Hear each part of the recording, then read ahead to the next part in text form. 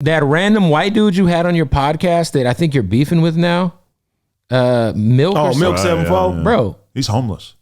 That dude, like you guys did that interview, Yeah. and then he started DMing me like every day, like Yeah. yo, I was on Adam22, let me come up, and I was like, yeah, bro, I'm good, you know, like, and then the dude just started like bashing me on his Instagram. Yo, he does that to everybody. It's honestly, he has like He'll bash me. mental condition. Yeah, because he's scared of you. But he really like does that to everybody that does anything for him. Because I like, no matter how much I asked him, he couldn't come up with anything that I did to him to make him upset. He just tripped out.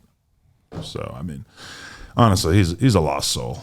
Is there has there been that situation for you where you've like, because I feel like, you know, you look at like the Crip Mac dude, who I feel like is his own thing Legend. now. He's Legend. like, yeah, and I first obviously saw him and his personality and how funny he was on No Jumper.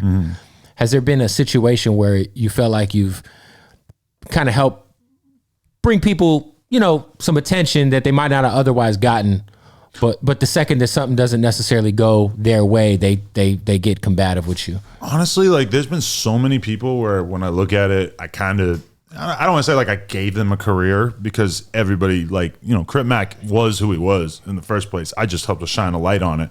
And then, you know, Channel 5 does content with him and that shines a big ass Right. light on him, etc. You know, that's just, it's not like I fucking invented him or made him or anything like that. But yeah, like almost all the time, people are really cool about that. And like, you know, they see that for what it is and they're appreciative of the fact that you help them to get somewhere. You're not going to do the whole thing for them. Obviously, there's a lot of work for you to do once you get your No Jumper interview or you get your Vlad interview. But we see it all the time where, you know, I see so many older gangster dudes or even like, you know, people in other ways of life who've been on Vlad a couple of times.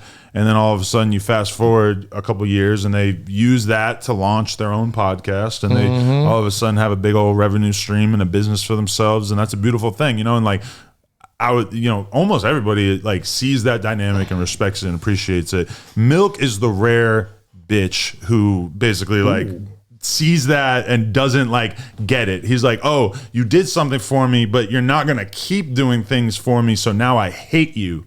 Where like anybody with common sense would be like, oh, you did something for me, I'm going to stay on good terms with you because like because I would have kept fucking with him. I would have kept, you know. This white on white beef is crazy.